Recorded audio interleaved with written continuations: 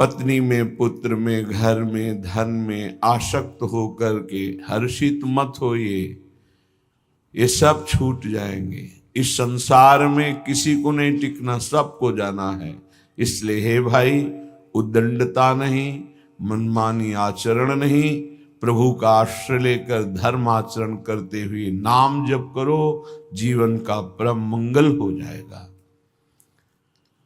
उपासक अपने इंद्रिय मन को किसी भी उत्सव का निमित्त बनाकर, किसी आनंद में प्रफुल्लित होकर या किसी विक्षेप को प्राप्त होकर कभी किसी विषय को स्वीकार न करे। बहुत ध्यान से सुनना, एक दिन की छूट तुम्हारे जीवन भर के लिए वो संस्कार रूप में फांसी बन जाएगी। ऐसी जगह आपको फंसा देगी, निकलना मुश्किल हो जाएगा। फंसना सहज है, निकलना मुश्किल है। हर भोग एक विशाल अथाह दलदल है, धंसते चले जाओगे, निकलना कठिन है। इस बात को दिमाग में चाहे लिख लो या डायरी पे लिख लो। हर भोग माया का ऐसा दलदल है कि जो इसमें एक बार चखने के लिए कूदा वो धंसता चला गया। गुरु कृपा, हरि कृपा निकाल ले तो निकाल ले, या निकला हुआ महापुरुष निकाल ले, अन्यथा वो उसमें डूब ही जाता है। ऐसा दलदल है।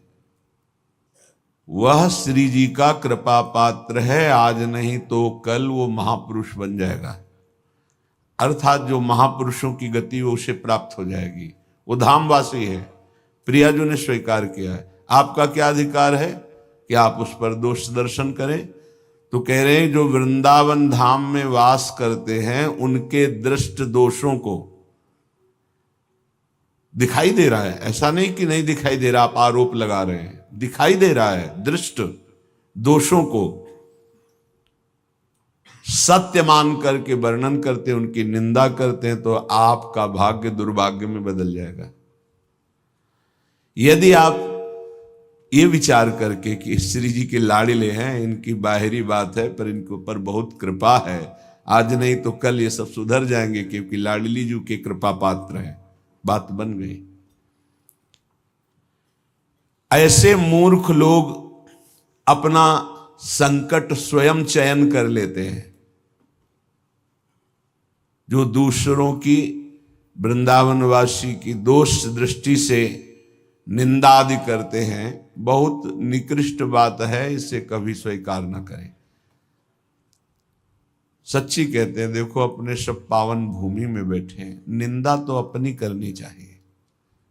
अंदर से देखो, ईमानदारी से देखो, जो हमारे अंदर कूड़ा करकट है इसकी निंदा करनी चाहिए कि मैं बहुत नीच हूं, हम पर इतनी कृपा है लाडली जी की, इतना दुलार कर रहे हो, हम उनकी दुलार को ठुकराए चले जा रहे हैं। वो कह रहे हैं दाहिने चलो, हम बाएं बढ़ते चले जा रहे हैं, पर वो कृपा ही करती जा रही है। हम कभी एकांत में बैठकर नहीं रोए कि मैं कितना नीच अपराधी हूं कि अपने इतने करुणा में स्वामी का विरोध कर रहा हूं, उनके विरुद्ध चल रहा हूं, जबकि प्रतिकूलस्य विसर्जनम, बिल्कुल विसर्जन कर देना, आज के बाद कोई गलती नहीं होगी। पर हम गलती पे गलती करे जा रहे हैं। श्री जी इस बार माफ कर दो, आगे से फिर किया, श्री जी इस बार माफ कर दो, फिर वही वो माफ करती चली जा रही। हमसे गलती होती, जब हम ये देखेंगे तो हम दूसरे को देखने लायक ही नहीं। हम क्या दूसरे को देखें? हम अच्छे हों तो दूसरे को देखें, और जब सच्चाई में तुम अच्छे हो जाओगे तो दूसरे के दोष नहीं दिखाई देंगे, सब में अपने प्रभु दिखाई देंगे। इसलिए श्रीपाद कह रहे हो, मूर्ख लोग अपने संकट को बुलाते हैं, संकट का निर्माण करते हैं। ये बहुत भयावह बात है कि किसी वैष्णव या किसी वृंदावनवासी की निंदा बिल्कुल भूलकर मत करना। ये ब्रजवासी जन भगवान के लाड़िले हैं। देवराज इंद्र को भ्रम हो गया, घुटनों पे आ गए, तब भगवान ने क्षमा किया। जाओ, त्रिभुवन पति घुटनों पे बैठे थे इसी रज में। ये जो गोविंद कुंड है ना, घुटनों के पर थे, नाथ क्षमा कर दो, जाओ। ऐसा अहंकार मत करो कि तुम्हारे द्वारा पूरी सृष्टि चल रही है। ये ब्रजवासी हमारे प्राण हैं, अगर इनको कोई संकट तो फिर हम उसको महासंकट में डाल देंगे। हमारे ब्रजवासियों को कोई ना छेड़े। भगवान कह रहे मेरे प्राण हैं ब्रजवासी जन। देवराज इंद्र से ज्यादा नाराज नहीं हुए। कारण जानते हो? किया तो उपद्रव ब्रजवासियों को पीड़ा देने का, लेकिन सब ब्रजवासी एक साथ बैठ कर दिए ना, तो लालजू ने थोड़ा तो उन पर शासन किया, फिर कृपा कर दी। लेकिन ब्रह्मा जी के ऊपर कृपा नहीं की, क्योंकि अलग कर दिया। ये उपद्रव किए पर सबको इकट्ठा कर दिए। इसलिए ज्यादा इनको पढ़ के देख लेना, ज्यादा नहीं, बस इतना कहा तुम देवराज हो, सतोगुणी हो, अहंकार मत किया करो। लेकिन ब्रह्मा जी तो कांप के चले ही गए, भगवान मुस्कुराए नहीं। क्यों? ब्रजवासियों को अलग कर दिया। तुम ब्रह्मलोक में मायामयी सैया पे सुला दिया, हमारे प्राण प्यारे ब्रजवासियों का अपराध करते हो। तो आज तक ब्रह्मा जी का प्रवेश नहीं ब्रज में, बात समझ लो। वो मूर्ख हैं जो वृंदावन या ब्रजवासी जो वास कर रहे हैं उनके प्रति दोष दृष्टि करें। 12 वर्ष में तो सिद्ध हो जाता है, 21 वर्ष में क्यों नहीं परिवर्तन हुआ? जी गलती तो जब हमारी गलती, तो हम दूसरों को क्यों दोष दर्शन करने वाली वृत्ति से देख करके निंदा करें, उनका अपमान करें? हमारे अंदर खुद इतनी ये गलत है, तो तुम क्या कर रहे हो? तुम भी तो गलत हो जो दूसरों का दोष दर्शन कर रहे हो। परमार्थ कहता है किसी के भी ना दोष देखने ना गुण देखने, सब में भगवत भाव देखना। संसारी पुरुष क्रिया देखता है, परमार्थ का पथिक कारण देखता है। कारण श्री हरिवंश बनम, क्रिया नहीं देखता है। क्रिया देखने वाला संसारी होता है। श्रीपाद कह रहे वो मूर्ख लोग संकट की स्वयं रचना कर देते हैं। अच्छा, ये कोई पाप नहीं है कि क्षय हो जाएगा तो आप मुक्त हो जाएंगे। ये अपराध है, वैष्णव अपराध। ये तभी क्षय होगा जिस वैष्णव से अपराध बना है उससे क्षमा याचना हो जाए, नहीं तो, या फिर आपको पता नहीं तो गुरुदेव क्षमा कर दे, जाओ कोई अपराध नहीं। तो अखंड मंडलाकारम व्याप्तम चराचरम, गुरुदेव सब में व्याप्त है, हर अपराध क्षमा कर सकते हैं वो। गुरुदेव अगर कह दे जाओ कोई अपराध नहीं, तो कोई अपराध नहीं। गुरु महिमा बहुत बड़ी है। मंत्र मूलम गुरु वाक्यम, मोक्ष मूलम गुरु कृपा। हर अपराध से मुक्ति के लिए गुरुदेव है। गुरुदेव मुझे पता नहीं क्या अपराध बन गया, लेकिन है कोई अपराध, क्षमा कर दो। उन्होंने कहा जाओ कोई अपराध नहीं, तो पूरी सृष्टि का अपराध क्षमा हो जाएगा। गुरुदेव में ऐसी सामर्थ्य, वो भगवान का साक्षात कृपा वपु है। कभी किसी को ऐसा महसूस हो तो अपने गुरुदेव भगवान से क्षमा मांग ले। अगर नहीं पता चलता कि किस वैष्णव का अपराध बना है तो गुरुदेव से क्षमा मांग ले। श्रीपाद कह रहे हैं ऐसे व्यक्ति हमारे चाहे प्राण संकट में पड़े हो, कभी समीप ना आवे, मैं इनका दर्शन न करूं और इनका संभाषण न सुनूं। जो संतों की, ब्रजवासियों की, वैष्णव की, भगवत भक्तों की निंदा करते हैं, ऐसे लोग हमारी दृष्टि में ना आवे, कभी हमारे कान में इनकी आवाज ना पड़े, और कभी प्राण संकट होने पर भी मैं इनकी सेवा स्वीकार ना करूं। क्योंकि ऐसे लोगों का विषय सेवन करना, दिया हुआ भोजन पाना, या उनके पास बैठना, या उनकी दर्शन करना, इस सारे साधन को हास्यास्पद बना देते हैं। उपहास योग, अर्थात कुछ नहीं रह जाता जो ऐसे लोगों का संग करता है।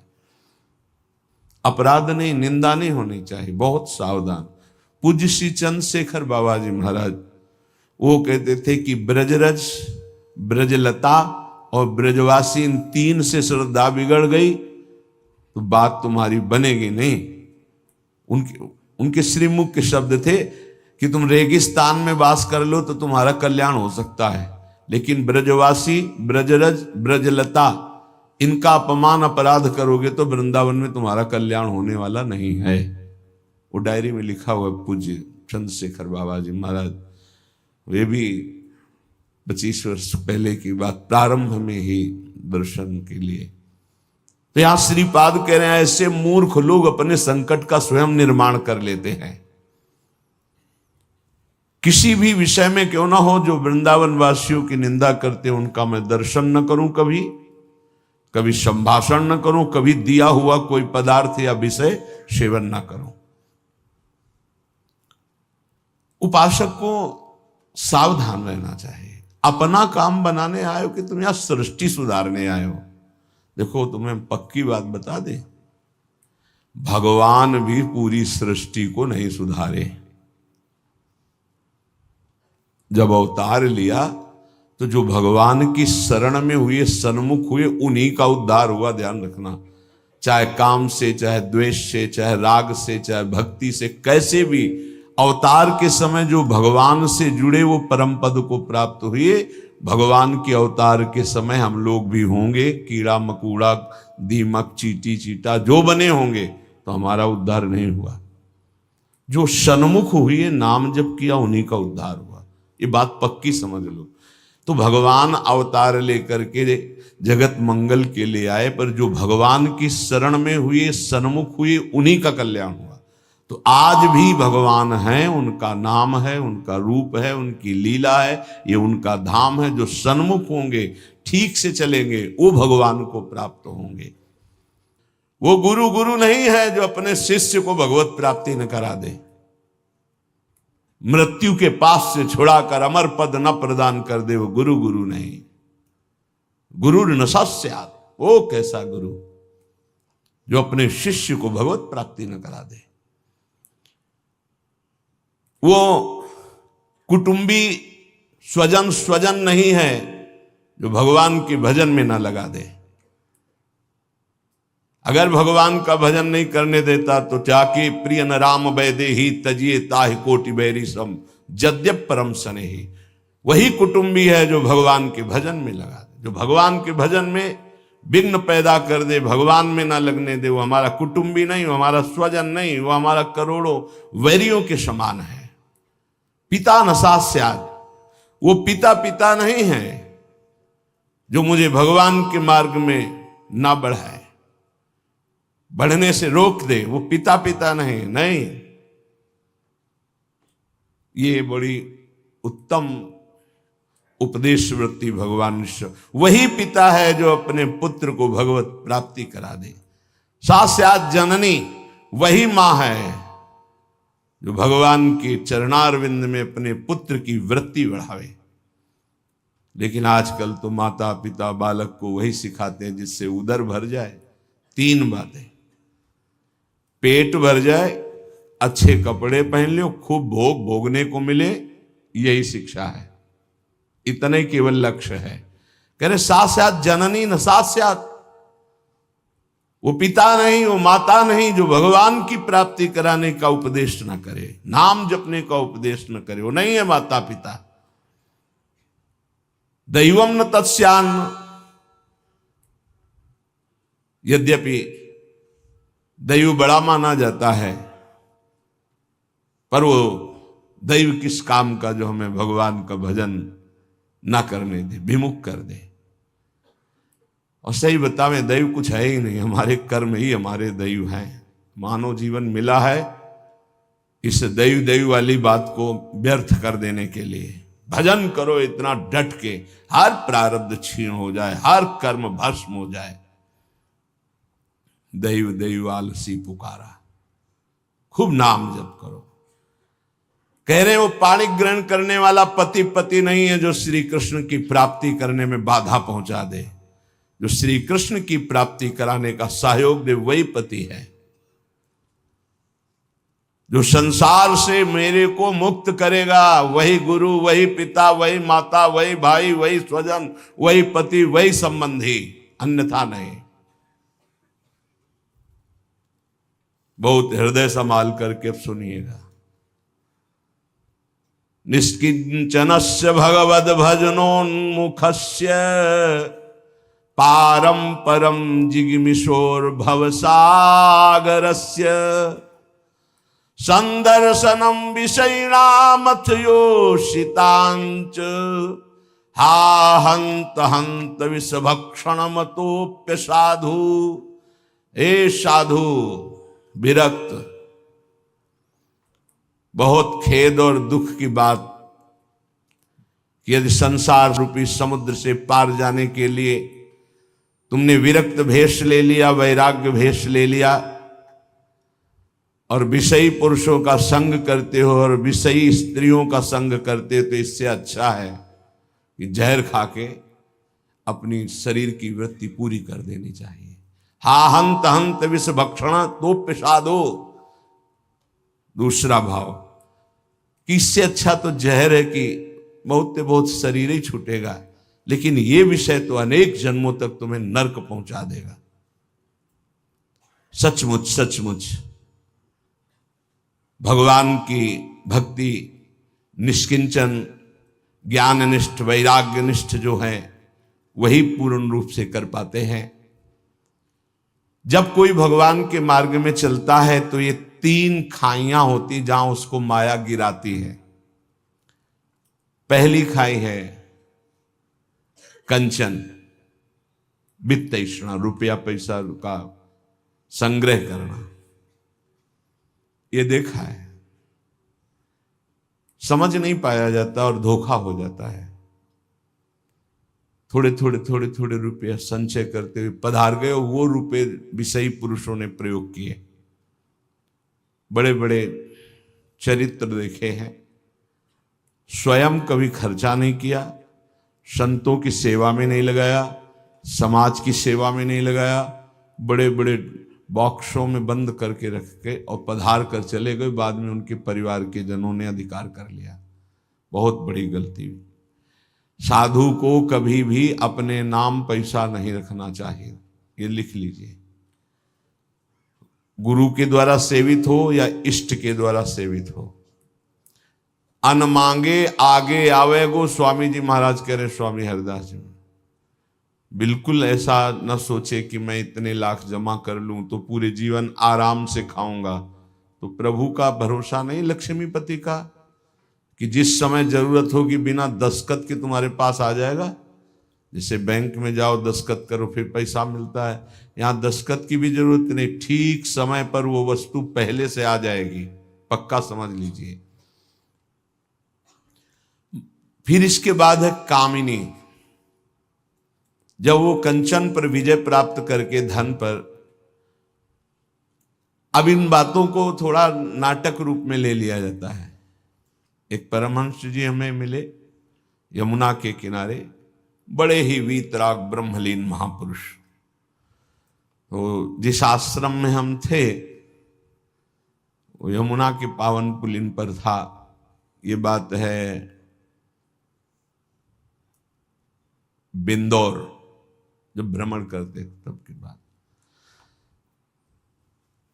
उस पार इछावर है, इस पार बिंदौर। तो जिस आश्रम में रुके थे सब, तो उनसे प्रार्थना की कि स्वामी जी आप रुक जाइए एक रात्रि, वो भी संभाषण दर्शन का सौभाग्य मिलेगा। बड़े ही महापुरुष, छांदोग्य उपनिषद पास, बस लंगोटी इतना अचला, एक छड़ी, क्या ब्रह्म मूर्ति तेजो में। स्वीकार कर लिया।